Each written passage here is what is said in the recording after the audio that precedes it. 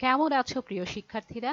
2020-21 সালের যেসব শিক্ষার্থীরা আছো তাদেরকে আজকের এই অনলাইন ইংরেজি ক্লাসে স্বাগত জানাচ্ছি। আমি সুস্মিতা শ্যামা। আমি এই শ্রীনগর সরকারি কলেজের ইংরেজি প্রভাষক হিসেবে কর্মরত আছি। এসো তবে দেখে নিই আজকের ক্লাসে কি কি বিষয় নিয়ে আমরা আলোচনা করব। আজকের ক্লাসের প্রথম অংশে আমরা এই কলেজ সম্পর্কে খুব সংক্ষেপে জেনে নেব। তারপর চোখ বুলাবো ইংরেজির সিলেবাসে। এর পরের অংশে দেখব কোয়েশ্চেন প্যাটার্ন। তারপর সবশেষে তোমাদের জন্য একটা কাজ দিয়ে দেব হোমওয়ার্ক অংশে। শুরু করছি আমাদের প্রথম সেকশন বিষয়ক আলোচনা। এই কলেজ এবং কলেজের কয়েকজন মানুষ সম্পর্কে এবার জেনে নেওয়ার পালা। এই হলো আমাদের সরকারি শ্রীনগর কলেজ, যেটা প্রতিষ্ঠিত হয়েছিল 1970 সালে। এটা আমাদের প্রিয় কলেজ ক্যাম্পাস। তোমরা নিশ্চয়ই ইতিমধ্যে এখানে ভর্তি সংক্রান্ত বিভিন্ন কাজে এসেছিলে। এই কলেজ সবসময় শিক্ষক শিক্ষার্থীদের উপস্থিতিতে প্রাণবন্ত হয়ে থাকে, কিন্তু করোনাকালে পরিস্থিতি একটু ভিন্ন। এই ক্যাম্পাসে তোমাদের ক্লাস না নিয়ে অনলাইনে ক্লাস নিতে হচ্ছে। তবে আমরা আশা করি শিগগিরই আবার স্বাভাবিকভাবে তোমাদের সাথে চিরাচরিত ক্লাসরুমে দেখা হবে। শিক্ষার্থী হিসেবে কলেজের অধ্যক্ষকে চেনা অত্যন্ত জরুরি। পুরো কলেজটি যার নির্দেশনায় এবং অভিভাবকত্বে পরিচালিত হয়, ইনি হলেন সেই মানুষ, আমাদের সুযোগ্য অধ্যক্ষ বা প্রিন্সিপাল প্রফেসর ডক্টর মোহাম্মদ মাহবুব সরফরাজ। অধ্যক্ষের সাথে সাথে অত্যন্ত বিচক্ষণতার সাথে দায়িত্ব পালন করে থাকেন কলেজের উপাধ্যক্ষ। ইনি হলেন আমাদের vice principal professor doctor Mohammad Shafiul Kafi. তোমরা একে একে সব শিক্ষকের সাথে পরিচিত হয়ে যাবে, কিন্তু ইংরেজির শিক্ষক হিসেবে আমি তোমাদের সাথে ইংরেজির দুই শিক্ষকের পরিচয় করিয়ে দিতে চাই। ইনি হলেন আমাদের প্রিয় মোহাম্মদ জাকিরুল ইসলাম মন্ডল স্যার, শ্রীনগর সরকারি কলেজের ইংরেজির অ্যাসিস্ট্যান্ট প্রফেসর হিসেবে কর্মরত। আর এটা আমি সুস্মিতা শ্যামা, কলেজের ইংরেজির লেকচারার হিসেবে নিয়োজিত। এবারে একটু চোখ বুলিয়ে নিই টাইম টেবিলের দিকে। তোমাদের পুরো রুটিনটা তোমরা অলরেডি কলেজের ফেসবুক পেজে পেয়ে গেছো, কিন্তু আমি এখানে বিশেষভাবে ইংরেজির রুটিনটা দিয়ে দিলাম। আমাদের প্রতি সপ্তাহে দেখা হবে সানডে 9:30 এবং টিউসডে 11:05। চলে এলাম সেকশন 2-তে। এই অংশে আমরা সিলেবাস সম্পর্কে জানব, কি কি বই পড়ব এবং কি কি টপিক কভার করতে হবে সেটা জানব। আমরা দেখতে পাচ্ছি এখানে একটা বইয়ের ছবি দেওয়া আছে, ইংলিশ ফর টুডে। এই বইটার উপর বেস করেই ইংরেজি প্রথম পত্রের প্রশ্ন করা হয়। এছাড়া আমাদের লাগবে প্রিভিয়াস ইয়ারের কোয়েশ্চেন। বই সম্পর্কে জানলাম, এবার জানবো কি কি ক্ষেত্রের ওপর ফোকাস করা হবে। ইংরেজি প্রথম পত্রের প্রশ্নে তোমরা দেখতে পাবে রিডিং এবং রাইটিং দুটো ভাগে এই 100 মার্কসের পরীক্ষাটি বিভক্ত। সেকশন 3-তে আমরা সে বিষয়ে বিস্তারিত আলোচনা করব, কিন্তু এই ইংলিশ ফার্স্ট ইয়ারে আমরা আরও একটা জিনিসের উপরে ফোকাস করব, সেটা হচ্ছে বেসিক গ্রামার। এটা সেকেন্ড পেপারের অংশ মূলত, কিন্তু ফার্স্ট ইয়ারে আমরা সেকেন্ড পেপারের বেসিক গ্রামার অংশ থেকে কিছু অংশ কভার করব। সে আলোচনায় আরেকদিন যাব। আজকে প্রথম পত্রের উপরে ফোকাস করি, অর্থাৎ রিডিং এবং রাইটিং অংশটার উপরে। চলে এসেছি আমাদের আজকের ক্লাসের মূল অংশে। এই অংশে আমরা কোয়েশ্চেন প্যাটার্ন এবং কোয়েশ্চেনে কি কি আইটেম থাকবে, প্রতিটা আইটেমে কত কত মার্কস থাকবে তা জানব। পুরো প্রথম পত্র পরীক্ষাটা 100 মার্কসের। পার্ট 1-এ থাকে 60 মার্কস, এটা রিডিং পার্ট। 1 নম্বর আইটেমে দেখা যাচ্ছে এমসিকিউ এবং ওপেন এন্ডেড কোয়েশ্চেন আছে। এই এমসিকিউ এবং ওপেন এন্ডেড কোয়েশ্চেন কিসের উপরে বেস করে হবে? প্যাসেজ 1-এর উপরে বেস করে, অর্থাৎ ইংলিশ ফর টুডে বইটাতে তোমরা যেসব গল্প আর্টিকেল পড়বে সেগুলোর মধ্যে কোনো একটা থেকে এই এমসিকিউ এবং ওপেন এন্ডেড কোয়েশ্চেন করা হবে। এমসিকিউ তো তোমরা বোঝো। ধরা যাক একটা গল্প দেওয়া আছে যে মিনা রাজু দুই ভাই বোন। মিনার একটা পাখি আছে, সেই পাখিটা কথা বলতে পারে, পাখিটার নাম মিঠু। তারা তিনজনে মিলে বিভিন্ন সমস্যার সমাধান করে। এখন এই অংশটা থেকে এমসিকিউ হলে প্রশ্নটা হবে এমন, মিনার পাখির নাম কি?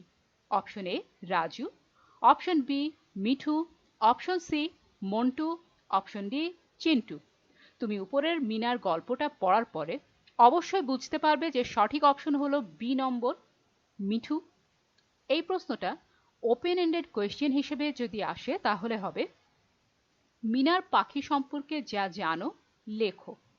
এখানে কোনো অপশন থাকবে না, কিন্তু এটার উত্তরও তুমি প্যাসেজ 1 থেকে পাবে। মিনার এমন একটা পাখি আছে যেটা কথা বলতে পারে এবং তার নাম মিঠু। এটাই হচ্ছে উত্তর, ওপেন এন্ডেড কোয়েশ্চেনের উত্তর। এমসিকিউ এর জন্য 5 নম্বর, মোট 5টা এমসিকিউ, প্রত্যেকটার জন্য 1 করে নম্বর। 5টায় সঠিক হলে তুমি পুরো 5 নম্বর পাবে এখান থেকে। ওপেন এন্ডেড কোয়েশ্চেনও থাকবে 5টা, প্রতিটার জন্য 2 নম্বর করে আছে। এই আইটেমে মোট নম্বর 10। স্পেলিং আর গ্রামার সঠিক থাকলে 10-এর মধ্যে ভালো নম্বর তুলতে পারবে। এবার দ্বিতীয় প্রশ্নটা দেখি। এটা আসবে প্যাসেজ 2 থেকে। এটা ইংলিশ ফর টুডে বই থেকে তুলে দেওয়া হবে। তোমার পরিচিত একটা প্যাসেজের উপরে বেস করে এটা টেবিলের গ্যাপ পূরণ করতে হবে। 10টা গ্যাপ, প্রতিটার জন্য 1 করে, মোট 10 নম্বর। আই গেস এসএসসিতে এটা করেছো। তোমাদের কাছে হয়তো কনফিউজিং লাগছে ফ্লো চার্টটা। এটা আসলে টেবিলের চাইতেও কম সময় লাগবে সলভ করতে। মোট 6টা বক্স থাকবে, প্রথম বক্সটা পূরণ করে দেয়া থাকবে, বাকি 5টা ফাঁকা বক্স তোমরা পূরণ করবে। ফ্লোচার্ট হলো শর্ট নোট নেওয়ার একটা টেকনিক বলতে পারো। যেমন ফোনে তোমার বন্ধু তোমাকে কলেজ থেকে তার বাসায় যাওয়ার ঠিকানা দিচ্ছে, তুমি সেটা শুনে শুনে লিখে নিচ্ছ। তুমি কি তোমার বন্ধুর বলার প্রতিটা বাক্য পুরোপুরি লিখবে? না, তুমি কিন্তু তা লিখবে না। তুমি শুধু সেই বাক্যের গুরুত্বপূর্ণ অংশটুকু লিখবে। যেমন বন্ধু বলল, প্রথমে তুই একটা রিক্সা নিবি, নিয়ে বেসগা যাবি, ভাড়া নেবে 20 টাকা। তারপর বেসগা গিয়ে একটা বাসে উঠবি, তারপর কদমতলিতে নামবি। তুমি এই কথাগুলো সংক্ষেপে কিভাবে লিখবে? তুমি লিখবে রিক্সা নিয়ে বেসগা, ভাড়া 20, বেসগাঁও থেকে বাস, কদমতলি নামবো। কতগুলো লাইন, কত সংক্ষেপে লিখবে। এই কাজটাই ফ্লোচার্টে করতে হয়। এক একটা পয়েন্ট এক একটা বক্সের ভিতর লিখতে হয়, তবে সেটা ইংরেজিতে লিখতে হয়। আর হ্যাঁ, এখানে মুখস্থের কোনো ব্যাপার নেই, এটা ইংরেজির সুবিধা। পুরোটাই প্রশ্নে দেয়া প্যাসেজগুলোর উপরে বেস করে লেখা যায়। ফ্লোচার্ট বা টেবিলে ফুল মার্কস হচ্ছে 10। 3 নম্বরে আছে সামারি। এটাও একটা প্যাসেজের উপরে বেস করে সেই প্যাসেজের মূল কথাটুকু কয়েক লাইনে লিখবে। কয়েকটা লাইনের জন্য মার্কস বরাদ্দ 10। ক্লোজ টেস্ট উইথ ক্লুজে, গ্যাপগুলোর জন্য বক্সে উত্তর দেয়া থাকবে, সেখান থেকে উত্তর দেখে সঠিক উত্তরটা বসাবে। মোট 10টা গ্যাপ, প্রতিটার জন্য নম্বর হাফ করে 10টা আনসার দিয়ে মার্কস পাবে 5। এই গ্যাপটা ইংলিশ ফর টুডে বই থেকে আসতেও পারে, নাও আসতে পারে। এবারে 5 নম্বর আইটেম। 5 নম্বর আইটেমও gap, fill in the gaps, কিন্তু এটা উইদাউট ক্লুজ, মানে কোনো ক্লু দেয়া থাকবে না। এখানেও তোমাকে 10টা গ্যাপ পূরণ করতে হবে, কিন্তু সেই 10টা গ্যাপের জন্য নম্বর থাকবে 1 করে। আগে ছিল হাফ করে, এবার 1 করে। ওখানে ছিল 5 নম্বর, এখানে 10 নম্বর। আচ্ছা, এবারে আমরা দেখে নিই রিঅ্যারেঞ্জ। এটা হচ্ছে 6 নম্বর আইটেম। কোনো একটা গল্প বা ঘটনা এলোমেলো করে দেয়া থাকবে, মোট 10টা লাইন থাকবে, সাজিয়ে লিখতে হবে। একটু কমন সেন্স খাটালে এটা পারবে। কোনো মানুষের জীবনী বা তার জীবনের ঘটনা যদি দেয়া হয়, তাহলে তার জন্ম সম্পর্কিত লাইনটি নিশ্চয়ই প্রথম লাইন হবে এবং মৃত্যু সম্পর্কিত লাইন নিশ্চয়ই শেষের দিকে যাবে। মোট কথা, ঘটনাটা বুঝে নিয়ে লাইনগুলো সাজাতে হবে। মার্কস হচ্ছে 10।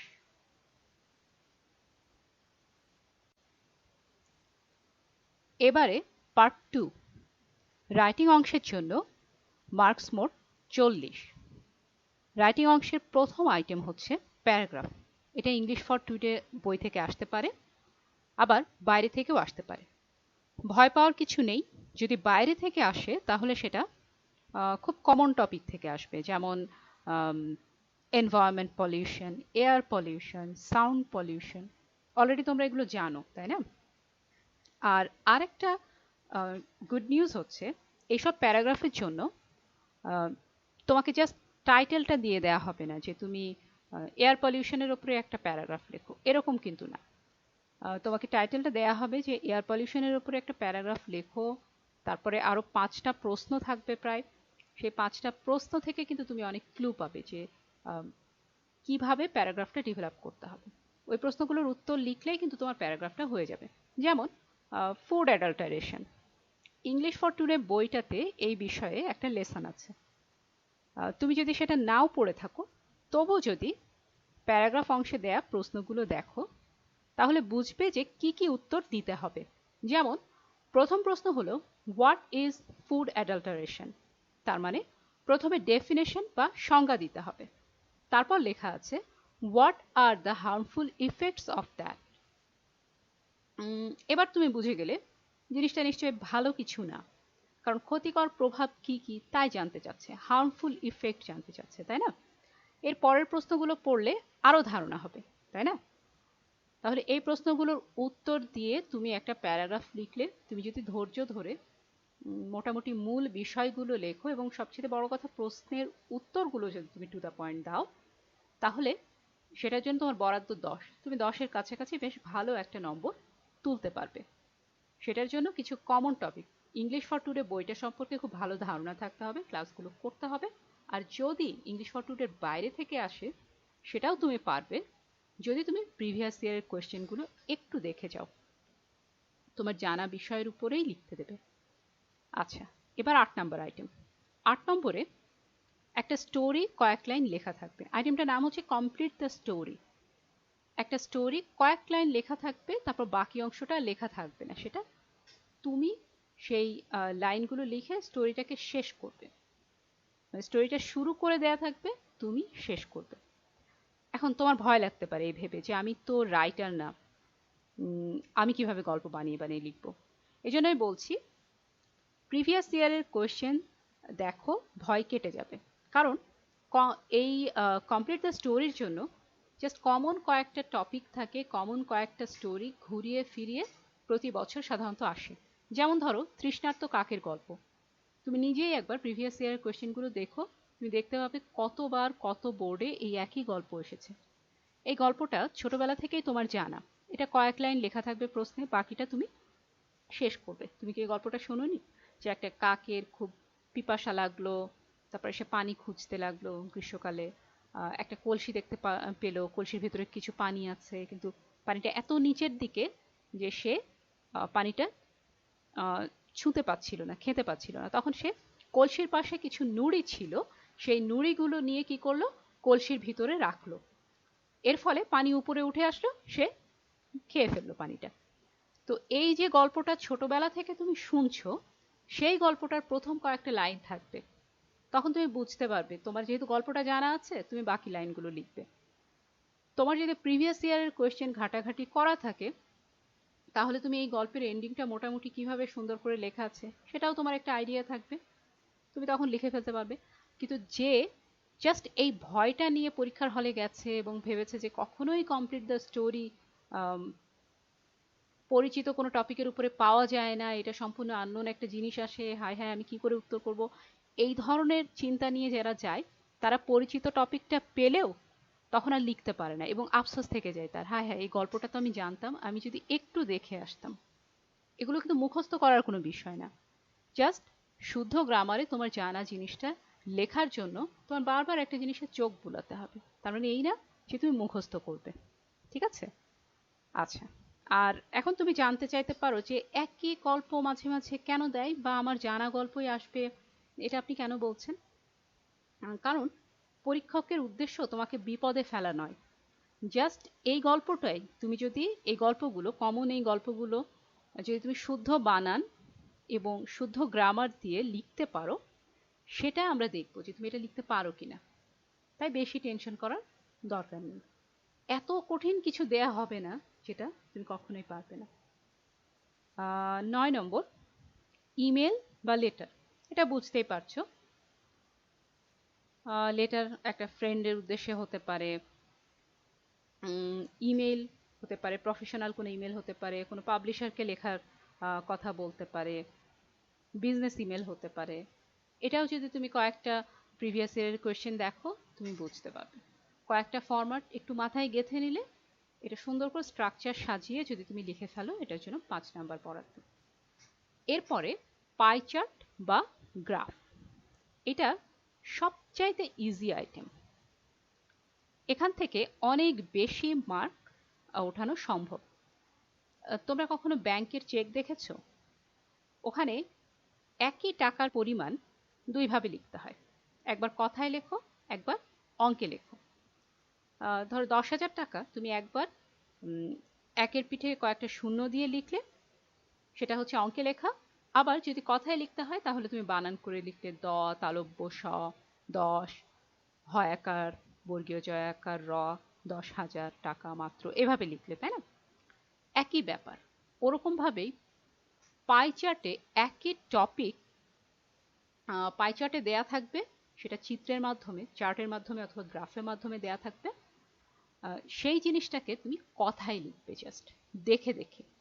কোনো কিছুই তোমার নিজের মনের থেকে বানিয়ে লিখতে হবে না। এখানে যা আছে চার্টে বা গ্রাফে যা দেয়া আছে সেটাকেই জাস্ট তুমি এক একটা সেন্টেন্সে তুলতে থাকবে। একটু বলে দিচ্ছি তোমাকে, একটা উদাহরণ দিই পাই চার্ট বা গ্রাফের জন্য, তাহলে পুরো ব্যাপারটা পরিষ্কার হবে। যেমন ঢাকা বোর্ড 2019-এ একটা প্রশ্ন এসেছিল যে the graph below shows the number of mobile phone and internet users in Bangladesh from the year 2014 to 2018। মানে 2014 থেকে 2018 সালের মধ্যে বাংলাদেশে মোবাইল ফোন ইউজার এবং ইন্টারনেট ইউজারের সংখ্যা নিচের গ্রাফে দেখানো হচ্ছে। গ্রাফ মানে এরকম যে বড় বড় কিছু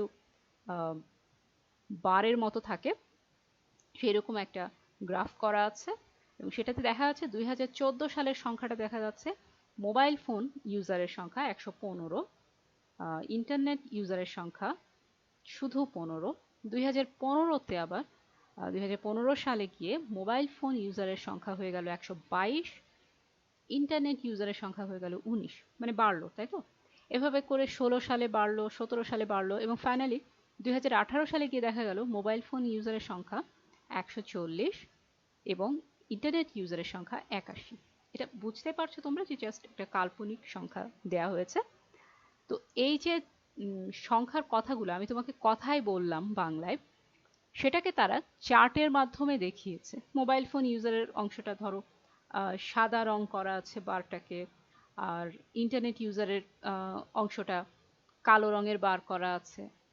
এই বারটা বড়, সাদা বারটা মোবাইল ফোন ইউজার যেহেতু বেশি, কালো বারটা ছোট, এভাবে করে সেই চার্ট গ্রাফ করা আছে। এখন তারা যেটা ছবিতে দেখিয়েছে, মানে চার্টে দেখিয়েছে, যেমনটা জ্যামিতিতে একটা ত্রিভুজ দেওয়া আছে বা বৃত্ত দেওয়া আছে, আমরা সেটা কথায় আবার লিখে দিতে হয় না যে চিত্রে এবিসি একটি ত্রিভুজ, ঠিক ওই জিনিসটাই আমরা করব। যে চার্টে আমরা দেখতে পাচ্ছি এটার একটা স্ট্রাকচার আছে, আমরা সাধারণত লাইনটা এভাবে শুরু করতে পারি যে the graph here shows the number of mobile phone and internet users in Bangladesh, এরকম বললাম। তারপরে লিখলাম যে in 2014 সংখ্যাটা ছিল এত, মোবাইল ফোন ইউজারের, ইন্টারনেট ইউজারের সংখ্যাটা ছিল এত। তারপর ঠিক তুমি এক একটা ঘরে যা যা দেখছো ওটা জাস্ট দেখে দেখে তুমি একই লাইনে জাস্ট সংখ্যাটা বদলে বদলে তুমি লিখতে থাকবে। তারপরে কনক্লুশনে তুমি দেবে যে এটা কি বাড়লো না কমলো। তোমার তো একটা অবজারভেশন আছে যে তুমি দেখলে 2014-তে একরকম সংখ্যা ছিল যেটা ছিল 115, সেটা বেড়ে গিয়ে 2018-তে হলো কি 140, তাই না? তাহলে তাই যদি হয় তার মানে একটা ট্রেন্ড আছে যে জিনিসটা এভাবে বাড়ছে। তুমি ওটা লিখে দিলে যে টু কনক্লুড আমি এটা বলতে পারি, বা আমরা এরকম একটা অবজারভেশন আমাদের হচ্ছে যে এটার একটা ঊর্ধ্বমুখী প্রবণতা আছে, ক্রমে বৃদ্ধি পাচ্ছে এই ইউজারদের সংখ্যা। এই ধরনের একটা মন্তব্য করে দিলে শেষে। তুমি ওয়ার্ড লিমিটটা জানো? ওয়ার্ড লিমিটটা হচ্ছে 80 ওয়ার্ডস, অন্তত 80 ওয়ার্ড লিখতে হবে, মানে 80টা শব্দ লিখতে হবে। 80টা শব্দ কিন্তু খুব বেশি কিছু না। এই 80 শব্দের মধ্যে তুমি 10 মার্কস সিকিউর করে ফেলতে পারছো, এটা সবচেয়ে ইজি এই পোর্শনটা। এরপরে থিম, থিমেরও একটা ওয়ার্ড লিমিট আছে, সেটা হচ্ছে নম্বর 8। থিমের ব্যাপারটা হচ্ছে থিমটাও ইংলিশ ফর টুডে থেকে আসতে পারে। ইংলিশ ফর টুডেতে অনেকগুলো পোয়েম দেওয়া আছে, সেই পোয়েমগুলোর যে কোনো একটা তুলে দিতে পারে, তুলে দিয়ে বলতে পারে যে এই কবিতার থিমটা কি। সেটাকে তুমি 50 শব্দের মধ্যে জাস্ট লিখে দেবে, তার মানে সেটাও কিন্তু খুব ছোট। তাতে তোমার জন্য বরাদ্দ 8 নম্বর। তুমি 8 নম্বরের কাছাকাছি কিন্তু পেয়ে যেতে পারো যদি তোমার ইংলিশ ফর টুডের কবিতাগুলো পড়া থাকে। আর কখনো কখনো ইংলিশ ফর টুডের বাইরে থেকেও দেয়, কোনো একটা ছোট্ট শর্ট স্টোরির একটা ছোট্ট পোর্শন দিতে পারে, একটা ছোট্ট অংশ দিতে পারে। সেটা যে খুব কঠিন দেবে, তুমি কিচ্ছু বুঝতে পারবে না, এমন হওয়ার কথা না। সেটার থিম লিখতে হবে এবং সেটাতে ওয়ার্ড লিমিট কিন্তু এই 50টা ওয়ার্ড। 50টা ওয়ার্ডের বেশি লেখার কোনো দরকার নেই, ওখানে লেখাই থাকবে, প্রশ্নের গায়ে লেখা থাকবে ওয়ার্ড লিমিটগুলো। যেমন প্যারাগ্রাফের একটা ওয়ার্ড লিমিট আছে 200 ওয়ার্ড। আর একটু আগে রিডিং পার্টে আমরা সামারি দেখেছিলাম না? তোমাদের অনেকের একটা প্রবণতা আছে সামারিকে তোমরা প্যারাগ্রাফের চাইতে বড় করে ফেলো, সেটা কিন্তু করা যাবে না। সামারি খুব কম, অল্প কয়েকটা লাইন করতে হয়। আচ্ছা, আমরা এখন এই অংশটা, আমাদের যে মূল অংশটা, সেটা শেষ করে ফেললাম। এখন আমরা চলে আসলাম আমাদের শেষ অংশে, হোমওয়ার্কে। তোমাদের বাড়ির জন্য কাজ দিয়ে দেওয়ার একটা ইচ্ছে আছে আমার, কিন্তু আজকে তো মূলত আমাদের বিষয়ের সাথে পরিচিতি পর্ব ছিল, তাই কাজটা খুব জটিল কিছু কাজ না। কাজটা হচ্ছে জাস্ট ইংলিশ ফর টুডে বইটার একটা কপি কালেক্ট করে রাখো, কিনে ফেলো বইটা। যদি আগের বছরের কোনো কপি আপাতত পাও, নতুন বই যদি তুমি না সংগ্রহ করতে পারো, সেক্ষেত্রে আগের বছরেরটাই ম্যানেজ করো। এটা অবশ্য অনলাইনেও অ্যাভেলেবল। তোমরা যদি পিডিএফ খোঁজো বইটার, গুগল করলে ইংলিশ ফর টুডের পিডিএফ ভার্সন কিন্তু অ্যাভেলেবল। আমি নিজেও আমার মোবাইলে একটা ডাউনলোড করে রেখেছি। তোমরা একটা টেস্ট পেপারের কপি যদি কালেক্ট করে রাখো তাহলে খুব ভালো হয়। যে কোনো প্রকাশনীরই কিনতে পারো, টেস্ট পেপার তো টেস্ট পেপারই। টেস্ট পেপার কিনতে পারো, অথবা তুমি যদি টেস্ট পেপার না কিনে তুমি যদি তোমার বড় ভাইদের, বড় বোনদের কাছ থেকে কিছু আগের বছরের প্রশ্ন ম্যানেজ করতে পারো, সেগুলো ফটোকপি করে তোমার কাছে রাখতে পারো। কারণ যখনই আমি ইংলিশ ফর টুডে বইটা থেকে যে লেসনটাই পড়াবো, সেই লেসনটা আগের বছরগুলোর প্রশ্নের আলোকে কিভাবে পড়তে হবে বা সেখান থেকে কীরকম কোয়েশ্চেন আসতে পারে, সেই ধারণাটা রাখার জন্য তোমার একটা টেস্ট পেপার বা আগের বছরের কোয়েশ্চেনের কপিগুলো থাকা খুব জরুরি। না হলে তুমি যাই পড়বে তোমার কাছে মনে হবে যে এটা পড়ে আমার কি হচ্ছে, আমি কিভাবে পরীক্ষায় উত্তর লিখবো। কিন্তু যদি তোমার চোখের সামনে প্রশ্নটা থাকে, তুমি বুঝতে পারবে যে তোমার পড়াটা সিস্টেম্যাটিক ওয়েতে কি করতে হবে। ক্লাসের শেষ পর্যন্ত যারা দেখেছো তাদের সবাইকে অনেক ধন্যবাদ। আজকের ক্লাসে আমরা যে ব্যাপারগুলো আলোচনা করলাম সেই কথাগুলো একটু মাথায় রাখো, আর যে দুটো জিনিস জোগাড় করে রাখতে বললাম সেই জিনিসগুলো জোগাড় করে রাখো। পরবর্তী ক্লাসে আবার দেখা হবে, ততক্ষণ ভালো থাকো, সুস্থ থাকো।